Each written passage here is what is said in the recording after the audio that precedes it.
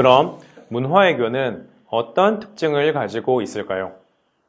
우선 일반적으로 문화외교는 다음의 두 가지 범주를 벗어나지 않습니다. 하나는 문화외교도 결국 외교이기 때문에 국가와 정부 간의 행위라는 점입니다.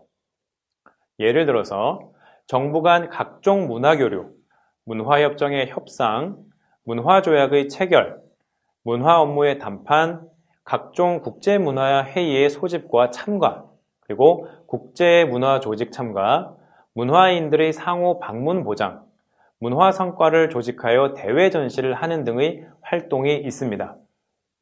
그리고 관련 정부 기구의 집행, 문화협정과 협력, 이러한 활동들도 문화외교의 범주에 포함이 됩니다. 또 다른 범주로는 한 국가나 정부가 국제사회와 외국 국민들에게 일종의 국제 공공관계의 활동을 전개하는 것을 의미합니다. 그리고 국제사회와 외국 국민들이라고 하면 각종 기금회, 학술단체, 각종 협회, 종교기관 등이 여기에 포함됩니다. 이러한 활동 등을 통해 국제 여론을 조성하거나 영향을 미치고자 하는 것입니다. 특히 직접적인 방법보다는 간접적인 방법을 통해 국제 행위의 외교 전략의 의도를 실천시키고자 하는 노력이 곧 문화외교입니다. 그리고 국제 여론의 수단과 형식에 영향을 미치는 것으로는 주로 교육, 교류, 인터넷, 방송, TV, 영화, 도서, 신문, 영상물 등 시청각 매체가 포함되어 있습니다. 문화외교의 이러한 특징은 문화외교 역시 외교이기 때문에 정치외교, 경제외교, 과학기술외교, 군사외교와 마찬가지로 일종의 형식과 수단, 전략을 갖고 있으며 국가의 안전과 이익을 보호하는 것을 핵심으로 합니다. 그러나 형식의 측면에서 평화적인 수단이라고 할 수 있는 교섭과 담판 이외에 문화라고 하는 또 다른 평화적인 방식을 통해 대외적으로 주권을 행사하는 것입니다. 더욱 정확하게 말하면 문화외교는 일반적인 외교의 평화적인 방식보다 더욱 평화적인 방식으로 이루어지는 외교이기 때문에 외교 중의 외교라고 부를 수 있을 것입니다.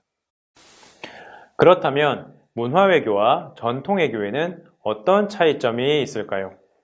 총 8가지 측면에서 차이를 발견할 수 있는데요. 먼저 대상에서의 차이입니다. 외교의 대상이라는 측면에서 보면 문화외교의 대상은 다른 나라의 국민이 주요 대상이지만 전통외교는 국가가 대상이 됩니다. 둘째로 외교력에서의 차이입니다. 외교의 권력이라는 측면에서 본다면 문화외교는 다른 나라 국민의 지지를 끌어내기 위해 흡인력이라고 하는 것을 매우 중요시합니다. 다양하고 매력적인 문화적 요소를 사용하는 것이죠. 하지만 전통외교는 강제력을 바탕으로 합니다.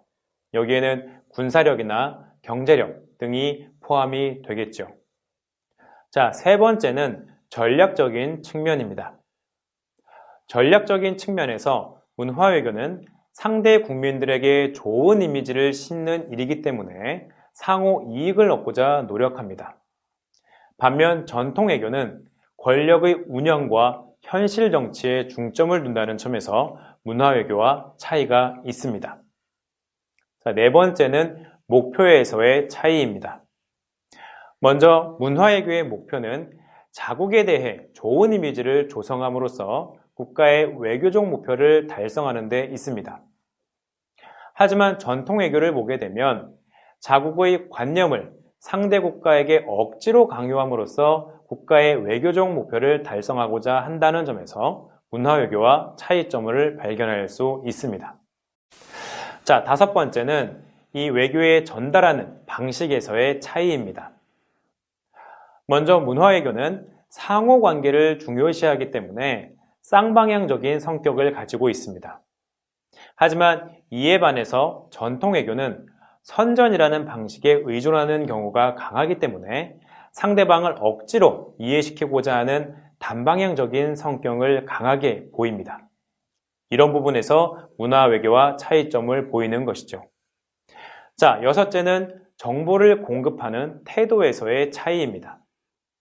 먼저 문화 외교는 개방과 상호 신뢰라는 조건 속에서 정보를 공급하고 이를 통해 상호 교류를 추구합니다. 하지만 전통 외교에서는 정보를 공급하는 태도가 주로 비밀 그리고 이익을 교환하는 데 있습니다. 굉장히 폐쇄적인 상황이라고 볼 수가 있습니다. 자, 일곱째는 국제사회의 구조적인 측면에서의 차이입니다.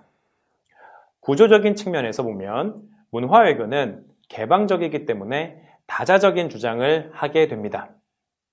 하지만 이에 반해 전통 외교는 국가 간 관계를 기본으로 하기 때문에 양자 관계를 강조합니다. 그러한 측면에서 이 구조적인 관계에서 보면 문화 외교가 훨씬 더 개방적인 상태를 확인할 수가 있습니다. 끝으로 태도의 측면에서 보면 문화 외교는 쌍방향적인 성격으로 인해 상호 윈윈을 주장하지만 반면 전통 외교는 승패의 개념이 분명하다는 차이점이 있습니다.